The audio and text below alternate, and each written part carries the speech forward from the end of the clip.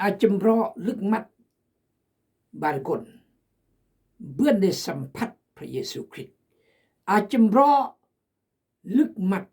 สัมผัสความรักเด็จพระเยซูคริสต์เจ้าแล้วมัดปางกุยกางบุญปรีกุยทุกสิ่งแต่เมื่อคืนนี้อีแตงอำเบือนสิกีจะอันคำตอบแต่เมื่ออีแตงอำเบือนจอยกุลึกมัดแต่เงินเกิดกายเบือนจอยลาสโลเวรจังหันเบือนกาบาโตเขาจี5 ก้อนเลี้ยงคน5 บันคนเบือนจอยคนคิดทุนคิดโพยเบือนแต่เมื่ออีอำเบือนสิกีกายบุบคำตอบถ้าพี่น้องพลาดอำติดตามยังที่อำเข้าใจเหตุผลความจริงที่อีอำอาสิกีจะอันพี่น้องได้คำตอบถ้าพี่น้องพลาดเสียใจครอสบายเลยก่อนก็มุ่งตู้สรีลอยจมวนยับดลาวไทยจีนเวียดนามอเมริกาแคนาดาฝรั่งเศสและนักเรียนนักศึกษาปัญญาชนข้าราชการเจ้านายก่อนก็มุ่งงนเรกนาลกรรมกรค้าขายทหารตำรวจที่เมื่อก่อนก็มุ่งรักษาลออันเลอตาอันประมาทชีวิตอีกเราจะขับรถขับล้อเราจะเบิกจะมาเราจะเอื้อกจะยอกจะกายกนตัวต้มลอกลวงกินอย่าจุ่มมอนจากโทรศัพท์มือถืออย่าตีอีกยับนี่ลุยจูสลาดจูเฮรก็เบื่อนจูมงคลซัวก็เบื่อนจูตัวต้มเรียงก็เบื่อนจูลากโลบเรียงก็เบื่อนจันเรียงโลบลากตัวต้มดีก็เบื่อนยับนี่จากโทรศัพท์อันเมื่อคนโอ้กำลังพักของพักอันบ่ได้แต่ต้องโอนกระบุลจะรอกันเพราะราคาก็เยื่อมแพงคนโทรกันอย่าโอ้ปรึกษาเราหาเสื้อเด็ดขาดฉะนั้นลอกลวงสิกีจะอันความจริงที่อีแตงอำเบือนแต่พวกเพื่อบางกลุ่มวัวพยาธิเลอะซึ่งจูเลอะไกเชื่อพระเจ้าสิกีจะอันคำตอบ yes บางคนพระเยซูแตงบันลอยถ้าพี่น้องติดตามจะลงขอบใจบอกกดแชร์กดไลค์คอมเมนต์ยังรายการชีวิตกีโนอาความหวังสินายยังกนอธิบายเรื่องประเทศญี่ปุ่นเจริญที่สุดในโลกเทคโนโลยีเก่งรถโตโยต้าอิซูซุฮอนด้านิสสันเต็มแบบนี้ทั่วโลกหมดจำเนินดังอมารยาทคุณสมบัติเลิศเอี่ยมกุยญี่ปุ่นกับแต่งแกล้งแต่งโจรลอกลวงประเทศกีประเทศกันนายคนกีคนกันนายบอกแต่งหมดจมขึ้นอยู่แต่งไม่จางนางเลงแล้วเดะห้อยเหมือนบางส่วนสัตว์เราสมมติบอกกันหนึ่งแต่ญี่ปุ่นเมื่อแนวนี้เงียบอมารยาทคุณสมบัติระมายัดเดG7ระดับโลกแต่เด็กกลวงญี่ปุ่นกินยาด้วยหลอโศกเศร้าใจเครียดโดดเดี่ยว lonely sadness กนเติมเต็มมากินเงียบตุมองบิจุเด็กเวเด็กกำราภาษากรลุจูต่อยยักเดมิกนหานเป็น4-5 มื้อมื้อนึงเต็มหานเป็น5-60 วันต่อปีหานแมบยัดดิเศษมากดิเศษโดดเดี่ยวเปี้ยวเป่าเปิดความอิ่มเอิบเติมเต็มหรือเงื่อมเป้าว่างตุมองมือยัดอันกิ่งเพราะจะได้มองอาวุ่นมองอาลุยประเทศเจริญลุยแต่หรือเงื่อมเจริญแต่ความรักความสุขสันติสุขซึ่งสมยินดีเจ็บดอมกลองเงียมเปอร์ดักกุลมาคริสเตียนเทศญี่ปุ่นมันเกาหลีกือพี่น้องเอ้ยโลกกี้กำลังรถจุดกันนี้แต่กุ้งได้อย่างนี้เพราะน้องทุกกละว่าสอกละจ้างเดเบอร์นโกจ้างสอกกมูลเวรนโกบิเราเลยเครื่องวันเต็มโกเฟบสบูครอแต่อารังโกมาเล่าแล้วสะเทือนเยือมเล่าแล้วคิดมากพี่น้องเอ้ยจะแก้แนวกมือปี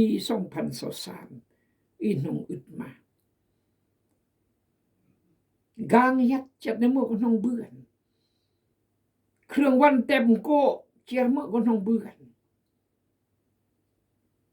แต่มาจะมาเจียดกางเบลียจะขับรถเบลียแต่ถ้ามาจะเบื่อลุยมาสังมาเปิดความหมายมาต้องอย่าสอกเมื่อละมาก็มู่เอียดสภาพกีมากสมองนำ%พี่น้องหนึ่งเลือที่เป็นห่วงเป็นใยแต่ก็แก้ตกรัฐบาลก็ต้องแก้ตกฉันอีกแก้เบื้องแนวก็มอนอเองก็กลวายนอเองก็ตกมันซึ่งก็เจริญเกิดตลอดอย่างขอพระเจ้าตรัสแนมสมัยเรือโลจำบนก่อนกับหูครอนอิตรกรอดพี่น้องสนเผาอีที่ทุกข์ลำบากอีจอยเบื่อนแต่อย่างน้อยหรเยื่อมอีคริสเตียนอธิษฐานเพื่อตกรอดสมอดกุยนอยี่คือ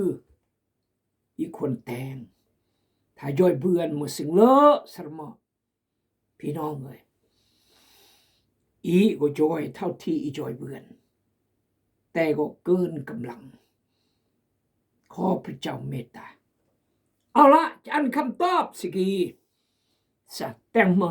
อีจริงปัวพญาตเลอบางคนก็สะเลือแล้ว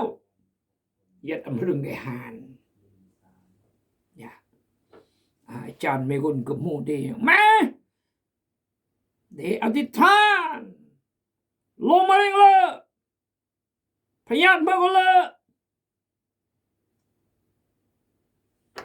หนึ่งเลิกไปสู้ในห้องการโออย่าแม้ว่าท่านเพื่ออาจารย์ก็ดีลูกมะริงตอมน้ำเลืองหรือหดหารุกเนือนหานมากกว่าหานเกือบรู้จำคนที่นอนที่ทานนี่หานเราตอบสิกีจิกุยอย่างรำยอนสิมัททายบท9ข้อ27เมื่อไปสู่เจ้าจากบ่อนนั้นและผ่านไปก็มีสายตาบอด2 คนติดตามพระองค์ไปและห้องขึ้นว่าบุตรดาวิดเอ๋ยโปรดเมตตาพวกขน้อยแด่ทอน เมื่อพระองค์ได้เข้าไปในเฮือนแล้วสายตาบอด2 คนนั้นก็เข้ามาหาพระองค์พระองค์ถามพวกเขาว่าพวกเจ้าเชื่อว่าเฮาส่งโพธิรักษาพวกเจ้าให้หายดีได้บ่พวกเขาตอบว่าเชื่อท่านเอ๋ยแล้วพระองค์ก็ได้บายตาของพวกเขาและกล่าวว่า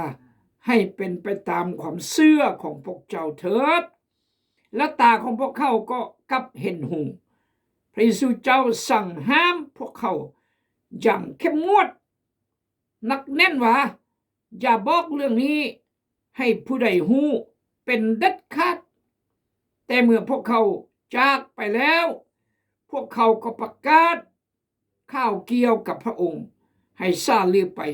ทั่วทั้งคงเขตนั้นขอบคุณพระเจ้าสำหรับพระวจนะพระคำพระเจ้าขอพระเจ้ารับเกียรติเพียงผู้เดียวและขอพี่น้องเข้าใจยังและอาความเข้าใจพระคำพระเจ้าในมือสิดีครอสติปัญญาครอยเดอธิษฐานในชื่อพระสุขิตเจ้าอาเมนพระเยซูยออาร์เมกนรักระยุมเพราะต้องการความช่วยเหลือและพระองค์ก็ช่วยเพื่อนกนลึกมัดกับกนจำรอไรพระเยซูเราเอามือไรทั้งลึกมัดอยู่ไรยับย่อจึงกว้างเปรี้ยงย่อดึกดริ้งมันก็แต่ตำมันก็แต่ครอแต่อันเพื่อนย่อบุกพระเยซูย่อรอดย่อพระเยซูสักหมออันเพื่อนในเราสะอากนอรยออากนตึมบรีสนากลัวได้เองออร์เขื่อนเยซูบุตรเดวิดตะแลมพวกขน่อยแน่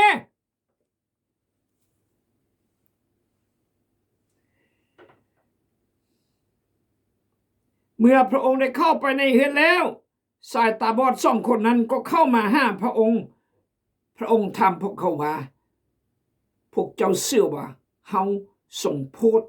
รักษาพวกเจ้าให้หายดีได้บ่นัมเบอร์ 1พวกบ่เชื่อสะอ้อที่จ่อยบ่เบื่อนบ่อำเล่าซะดันใส่ตามเบอร์อาร์มาโอ้จะแต่งบ่เลอบ่เชื่อบ่ดื่มบ่ยัยงี้เมื่ออยู่กับเราพระเจ้าอยู่กับสร้างโลกอยู่กับอำนาจเราอีสมาธิเราอยู่เรียงมือบังบ่เชื่อบ่สุจิย่อยบ่เลอบ่เชื่อบ่พอน้อยเจริญบ่เชื่ออาจารย์แต่อำเลอแล้วมันจะเกิดขึ้นจะแก้ตัวเนี่ยก็มั้งเชิญครับเชิญเลยพี่น้องจะแก้ตัวเลยมั้งอาจารย์ศิษยาภิบาลเมียงอุเราคีและพอจะแก้เราที่แม่ก็มั้งเมื่ออันนอเสื้อเฮ้ยนอเสื้อแล้วดื่มได้แล้วเฮ้ยย่อยอำเบือน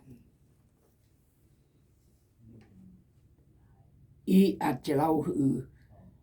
เมบ้าเสื้อพระเจ้าจะย่อยเบือนบ่เมบ้าเสื้อพระเจ้าจะย่อยเบือนบ่นี่คืออีจะเล่า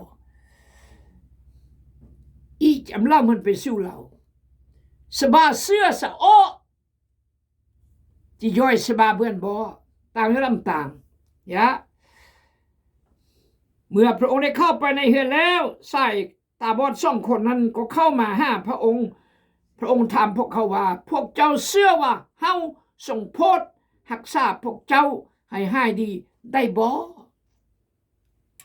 สบาบารกนเสื้อสะโอย่อยสบาเบือนบ่อีมสมาที่เราตรงนี้อยู่คนจูพยานมาตำแต่ลึกมูลึกมัดตำแต่สรุปตำแต่จุลุยจุเฮียงตำแต่มาตำแต่เสื้อโอบ่สะโอจิจ้อยบ่เบือนบ่ อีอำเราเพราะเหมืออีเปอร์อำนาจอีเปอร์ฤทธิ์อีอำพระเจ้าอีมนุษย์อดีตคนผิดมากกลางด้วยมามไปสู้อีจะเราเนอะบ้าแม่เชื่อพระเยซูบ่เชื่อพระเจ้าจอยเบื่อนบ่ไม่เชื่อบ่ถ้าเชื่ออธิษฐานยับมัดกีมประการที่หนึ่งสาเหตุที่รักษาพยาธิโรคฆ่าอำเบือนเพราะมาอีเปอร์อำนาจอีเองอีเปอร์สิทธิ์อีเองอีมนุษย์เมื่ออดีตคนผิดมาก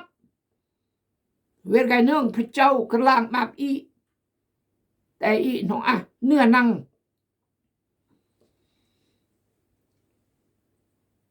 อีอาศัยพระเจ้าอย่างเลอะและพระเจ้าองค์กีก็จะแต่นมมือก็จะตัดสินใจจะอันเลอะหรืออันเลอะมาเรื่องเกอเมื่อละเมื่อ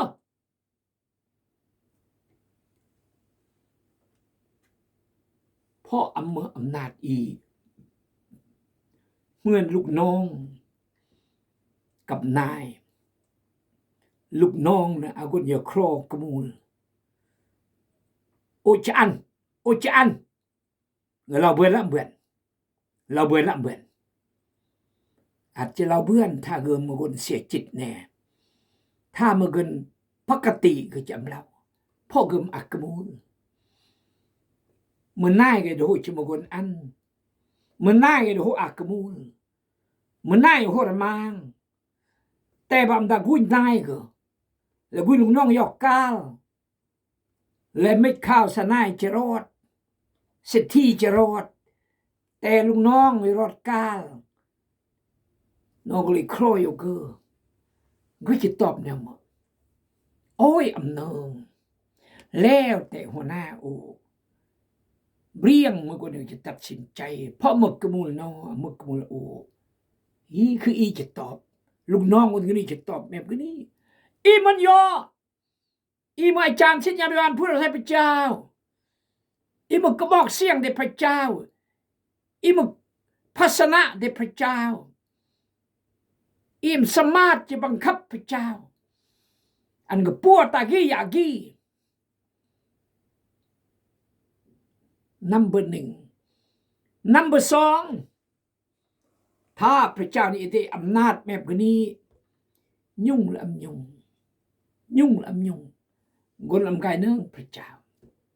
กนลำกายเชื่อพระเจ้าแน่นอนกนจะกายปัวพญาตกนจะกายจุเลพญาตดีแหละปัญหาพี่น้องเอ้ยยังคิดนะคนละหนังสือโยฮันพระเยซูละดมขีจะอ่านพี่น้องดีขณะที่พระเยซูเจ้ายังอยู่ในนครเยรูซาเล็มยามเทศกาลฉลองปัสกานั้นได้มีหลายคนหับเสื้อในพระนามขององค์พระผู้เป็นเจ้าของพระองค์เพราะพวกเขาเห็นการอัศจรรย์ที่พระองค์ได้กระทำเพราะพวกเขาเห็นการอัศจรรย์กุยการอัศจรรย์ที่พระเยซู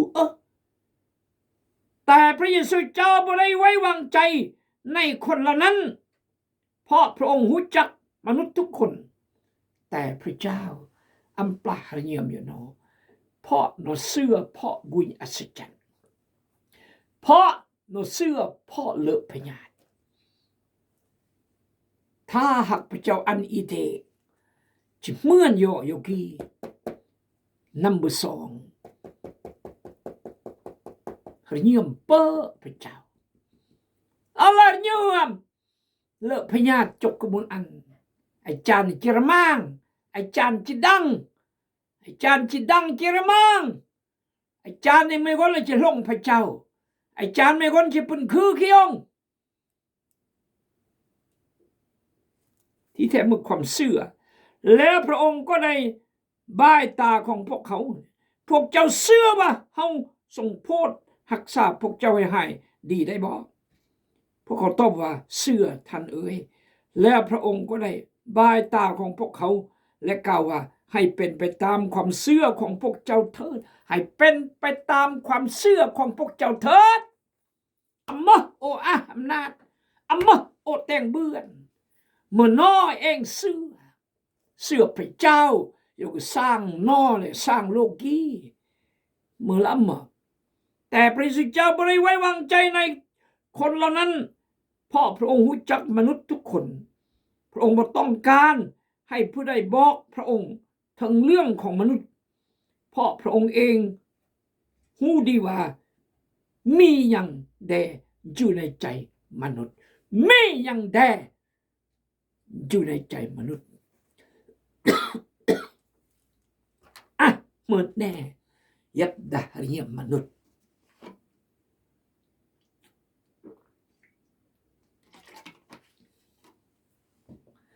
เราลากเราเลยเราโลภเราซัวหลอกลวงเห็นแก่ตัวมันสัตย์ซื่อมันคือขี้องบททรยศมีอย่างใดอยู่ในใจมนุษย์อ่ะเมื่อแน่เฮ็ดดัดเยี่ยมนอพระองค์เนิงอีนอเนิงยำอีอ่ะเมื่ออันใช้วิเคราะห์วิจัยตัวเองแต่พระเจ้าเนิงรู้นี่ถ้าหากพระเจ้าอันอำนาจฤทธิ์เดชก็นี่แหละคนจะไปใกล้เชื่อพระเจ้าต่อยะจะเชื่อไอ้จานกันนี่ไม่เชื่อพระเจ้ายี่เลยเหตุผลพระเจ้าอันเป็นคือองค์แสดงเหมือนไอ้จานอยู่บุบโอนี่แหละโถก็ตลอดชั่วโมงปลาย2 ชั่วโมงปลายรถโอเล่าเรื่องสติอำนาจได้อฤทธิ์ได้แต่งเบื่อนยังไม่ตากายตากีตาโหบนห้องบนไทยเมื่อก่เงาะเมื่อก่เกลือเดเมื่อก่จำเดเมื่อก่อำกาบุบเดดูกระต้อยเตระกายังกำมั่สันได้โอ้ยังเลยเปิดอันตราย1พระเยซูมาพระเจ้า2เงื่อมเป็นคือขี้องค์3เงื่อมนอเสือ4ถ้าอีอำนาจแต่งเบื่อนโนจะไปเชื่อพระคำพระเจ้าไปเชื่อพระเจ้าจะเชื่อตาอาจารย์กันนี้5อาจารย์คนนี้จะเป็นคือขี้องค์จงหองอวดตัวแสดงเป็นคือดงดังเรียนโทรทัศน์เรียน YouTube ทั่วโลกกุนจิกายจะรอเกอเป็นแสนเป็นล้านเมื่อละมาแต่ขึ้นสุดพระเจ้าเปลี่ยนมาชีวิตน้อมเปลี่ยนแปลงชีวิตน้อมบันได้รับพระมารบริสุทธิ์น้องมือชีวิตพรีมดีแหละต่อยะไปสู้มือแล้วตาของพวกเขาก็กลับเห็นหุงพระเยซูเจ้าสั่งห้ามพวกเขาอย่างเข้มงวดหนักแน่นว่าอย่าบอกเรื่องนี้ให้ผู้ใดหู้เป็นเด็ดขาดหากบอกเมื่อเด็กพ่อจะละอวดเปรี้ยงสับบังแต่งมัดเดลานจะอวดเรื่องบังเปลี่ยนชีวิตเดยิ่งมันเบิดรกจะอย่าอวดอย่าขี้องถึงเรื่องแต่งอันมัดลานอัมเมอันมาจุดลานอันชีวิตเมอันชีวิตกลางและโดยมามพระสุขเจ้า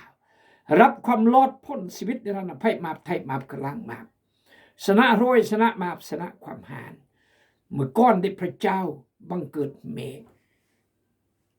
เจียมยอวดพวกนี้ number 6ที่ละอวดสิ่งที่เลิกพญาตกนี้อำมาเป้าหมายเดพระเจ้ากนี้อำมาจุดประสงค์ใหญ่เดพระเจ้าเมื่อนำนอบปลอแต่มองเฮียงปลอโซแปลกแห้งดักปัวพญาตมองเฮียงปลอสำคัญคือเปลี่ยนแปลงชีวิตและกล้างชีวิตอีโดยมามพระเยซูคริสต์เจ้าและเสื้อพระเยซูมือพระเจ้าหานสามมือเวลาจากหานและปุ๊บความรอดพ้นชีวิตในระดับไพ่มาไทยมากลางมาชนะรวยชนะมาชนะความหานอุเราแล้วเราอีกยี่คือมือเป้าหมายและสนายประกาศเบียงเตแม้แล้วแต่อย่าประกาศย่องเหมือนประธานในเราสังสารเราโอเด18 ปีอย่าลาไม่คนเสื้อไปเจ้าอย่ารอดห้องการในเราสังสารเมียค่อยดีพญาต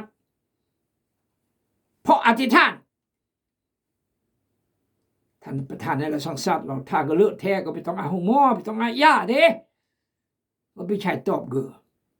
บุบยอมเมตมืดแต่ยอดถ้าพี่น้องพลาดเสียใจขอพระเจ้าอวยพรอาเมน